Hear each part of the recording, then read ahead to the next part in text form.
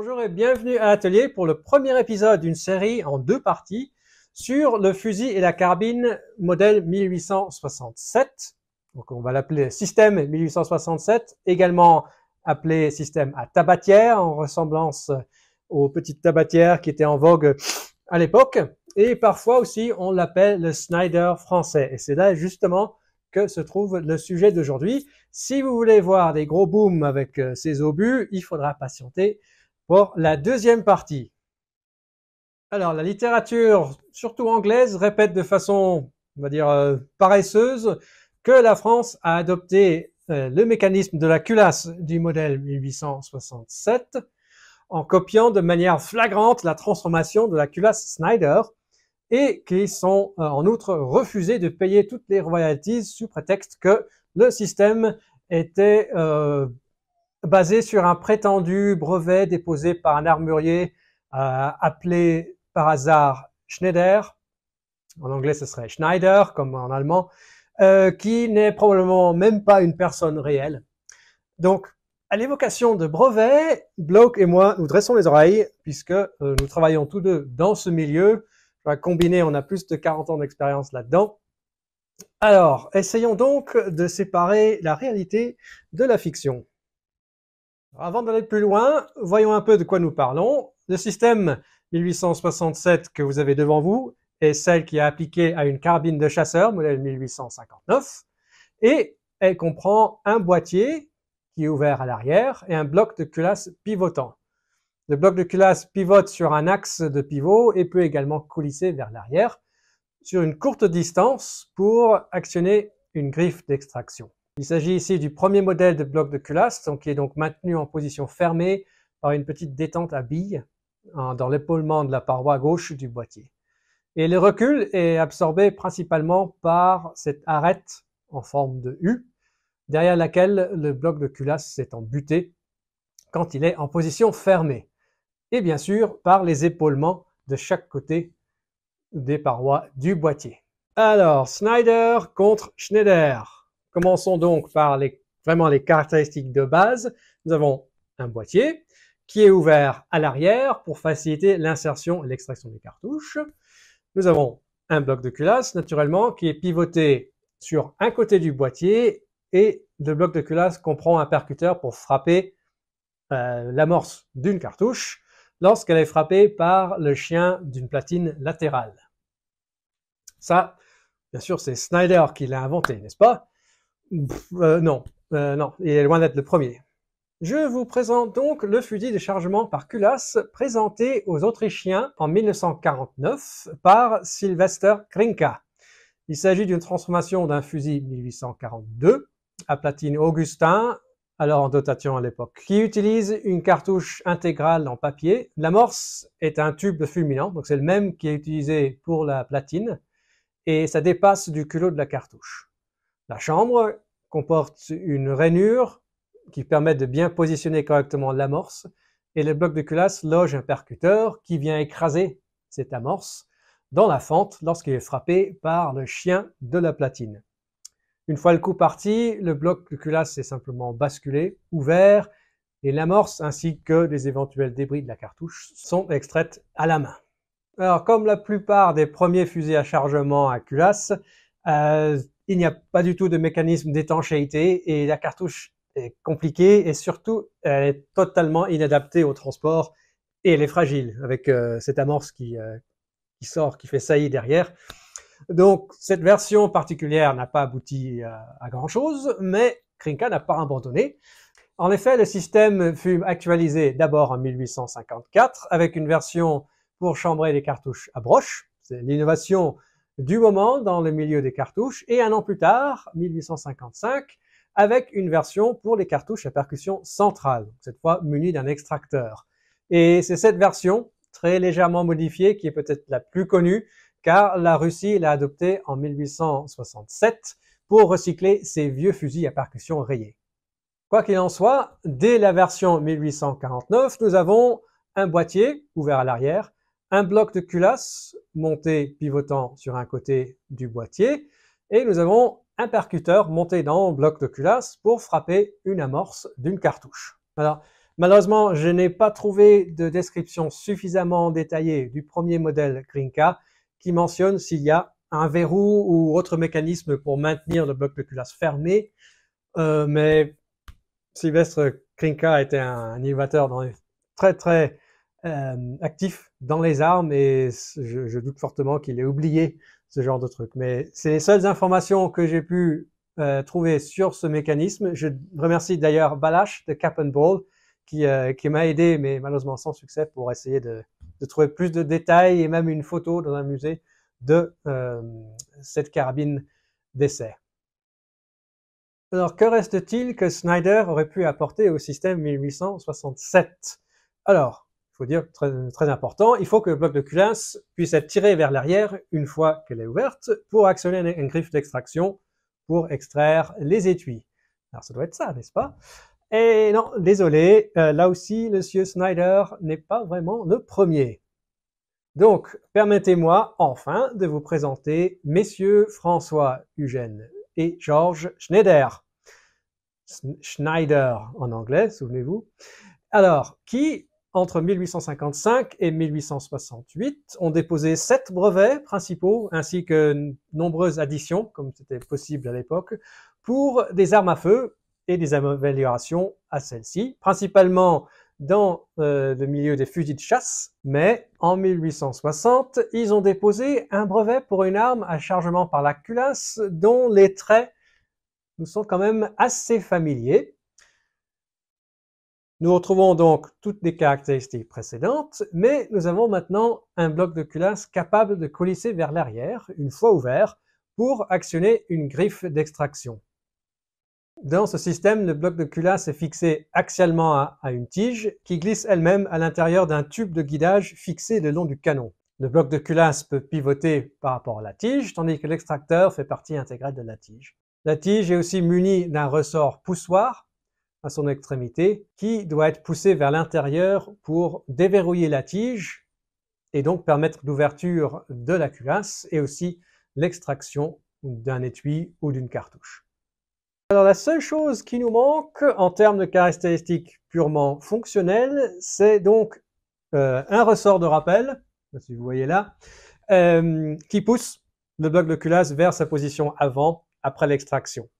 Cette caractéristique en soi n'est vraiment rien d'extraordinaire, est déjà présente dans de nombreux dispositifs mécaniques à l'époque, tels que les mécanismes horlogers ou les serrures, les machines-outils. Donc, il serait quand même difficile de justifier que l'inclusion d'un ressort dans, par exemple, la culasse Schneider reviendrait vraiment à copier d'une manière ou d'une autre le système Schneider. Snyder. Je mélange maintenant les cheveux. Alors, par exemple, dans le système Schneider de 1860, on pourrait par exemple inclure un ressort de traction relié d'un côté à la tige et de l'autre côté au tube de guidage pour y apporter une fonction de rappel au bloc de culasse. Alors peut-être maintenant, il faut se poser la question la plus importante, c'est de savoir exactement qu'est-ce que Jacob Snyder a cherché à protéger dans son brevet français de 1865. Alors en fait, il s'agit d'une sorte de brevet général qui cherche à couvrir toute une série de concepts, quelque chose qui ne serait pas autorisé de nos jours. Nos jours, c'est une invention, un brevet. Alors, pour me simplifier la vie, je vais me concentrer sur les dessins pour vous montrer les diverses formes d'exécution. Premièrement, nous disposons d'un certain nombre d'options pour fixer l'extracteur au bloc de culasse et pour intégrer une fonction de butée, de pivotement de culasse. Aucune des options représentées n'a été utilisée pour le système 1867. Un autre thème concerne les éjecteurs manuels. Donc, il y a des tringles à tirer. Nous avons aussi plusieurs façons d'intégrer des détentes et des systèmes de verrouillage à peine. Il y a une forme d'exécution intéressante tout en bas. Nous avons un verrou, mais aussi un poussoir sur la face inférieure du bloc de culasse qui, je suppose, permettait l'ouverture automatique du bloc de culasse une fois déverrouillé. Il y a aussi toute une série de culasses articulées perpendiculaires au canon, donc ce qu'on associe maintenant au système trapdoor américain. Il y a un insert à percussion aussi, et il y a certaines actions classiques, qu'on appelle classiques Snyder maintenant, qui utilise un percuteur interne, linéaire, comme on voit dans l'Albini Brendlin ou même le Berdin numéro 1. L'élément que je trouve le plus surprenant dans ce brevet est sans doute les petits dessins qu'il y a tout en bas. Et il s'agit d'un insert qui permet de transformer n'importe quel fusil, carabine, au système à canon paradoxe. C'est-à-dire qu'il y a une portion qui est lisse et qui se termine par une très courte portion rayée. Donc il suffisait d'alléger la bouche et d'y insérer l'insert rayé. Et en plus, on y ajoute une balle spéciale à jupe et aussi qui a une tête torsadée, qui est censée renforcer l'effet de rotation produit par l'insert rayé. Étant donné qu'il s'agit du dernier ajout à son brevet, peut-être qu'il avait descendu quelques verres de whisky et qu'il était déjà à moitié cuit, j'imagine. Ah ouais, et puis, en plus, je veux faire des balles torsadées. Alors, en fin de compte, le système 1867 est donc plutôt un mélange des caractéristiques Glinka et Schneider. La seule chose que l'on peut a priori considérer comme étant directement empruntée du système Schneider, c'est la façon dont l'axe de pivotement est monté. Donc il est soutenu à chaque extrémité et le bloc de culasse coulisse sur celui-ci. C'est bien sûr une disposition beaucoup plus robuste pour un fusil réglementaire. Par conséquent, s'il y a copie, ce n'est que pour quelques petites caractéristiques et même dans ce cas, nous devons pour ceci présumer que le brevet Schneider est valide. Alors vous me dites, mais bien sûr qu'il est valide, il a son brevet, après tout, on le voit. Ah, oui, mais sauf qu'à l'époque, en France du moins, il n'y avait pas d'examen préalable pour un brevet. Et si vous voyez la première page, il dit explicitement que le brevet est délivré à ses risques et périls sans garantie, soit de réalité, de nouveauté ou de mérite de l'invention. Ce qui veut dire que l'inventeur se voyait essentiellement accorder le bénéfice du doute et devait justifier son invention en cas de litige. À l'époque, l'obtention d'un brevet équivalait essentiellement à une publication technique. Et ça signifie que toutes les formes de réalisation du brevet de Schneider ne sont pas nécessairement des inventions en soi. C'est d'ailleurs assez intéressant que les critères de délivrance sont quasiment les mêmes aujourd'hui, mais que maintenant, tous les dépôts de brevets sont scrupuleusement examinés avant de délivrer. Encore une remarque sur la validité du brevet Schneider. L'une des principales différences entre celui-ci et le système 1867, c'est que dans ce cas, le boîtier est ouvert à l'arrière.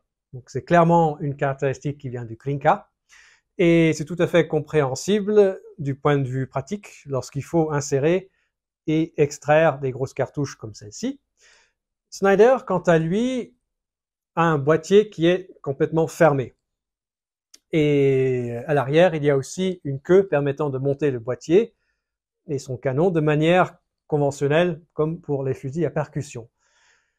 Même ici, la nouveauté est discutable si l'on se réfère au brevet accordé à monsieur François Aristide Clerville en 1852, qui montre un bloc de culasse pivotant avec un boîtier fermé, complètement fermé, et doté d'une queue de fixation à l'arrière. Donc l'exemple montré est adapté aux munitions à broche. Comme je dis, ça faisait fureur au début des années 50 en Europe. Et donc il n'y a dans ce cas pas d'extracteur, puisqu'on peut simplement utiliser la broche. Le boîtier est un élément composite dans ce cas, donc il y a des parois latérales qui sont des plaques montées sur des tenons, chaque côté du canon. Donc on voit aussi clairement dans ce cas un fermoir pour maintenir le bloc de culasse fermé. En 1855, Clerville dépose une addition à son brevet avec le bloc de culasse pivotant pour des fusils et carabines à double canon cette fois, et qui comporte même une paire de percuteurs à ressort intégrés dans le bloc, ainsi qu'un extracteur manuel avec une tringle, donc qui est sur la face inférieure de la crosse. Alors, avec ces éléments, on commence à nous rendre compte que beaucoup des concepts que Jacob Schneider a mis dans son brevet n'étaient peut-être pas si révolutionnaires que ça. Je ne serais donc pas du tout surpris qu'un bon nombre des concepts Schneider aient été invalidés lors de ce litige. Il suffisait de faire quelques recherches et peut-être même que les caractéristiques Schneider qu'on voit sur le système 1867 ont été retrouvées avec une date antérieure au brevet de Monsieur Schneider. Quoi qu'il en soit, ce n'était pas toutes des mauvaises nouvelles pour Monsieur Schneider, puisque les Britanniques, les Hollandais et aussi les Danois ont adopté le véritable système Schneider et bien sûr ont payé leur dû. Quant aux frères Schneider, ou plutôt François-Eugène, leur histoire ne s'arrête pas là. En 1867, ils déposent un brevet pour un fusil à verrou, à percussion centrale. Et en 1868, François-Eugène, encore une fois, fait un petit dernier clin d'œil à Schneider en déposant une modification vraiment de la culasse Schneider cette fois, et dans lequel l'axe est solidaire du bloc de culasse et peut glisser également vers l'arrière. Pourquoi ceci? En fait, c'est pour allonger la course d'extraction, de sorte que les douilles peuvent être complètement extraites de la chambre et être tirées vers une ouverture qui est située au fond du boîtier. Donc il y aurait une éjection quasiment automatique. Nous voici donc à la fin de la première partie. Félicitations si vous êtes arrivé jusqu'ici. Dans le prochain épisode, nous regarderons de plus près les caractéristiques du système et ainsi que les petites modifications qui ont été apportées et le contexte de l'adoption du système en France à l'époque. Et nous nous rendrons aussi bien sûr au stand et si vous êtes sage, il y aura peut-être même une minute de folie. Donc, je vous remercie pour votre soutien, quelle que soit votre plateforme de choix, et on se reverra très prochainement.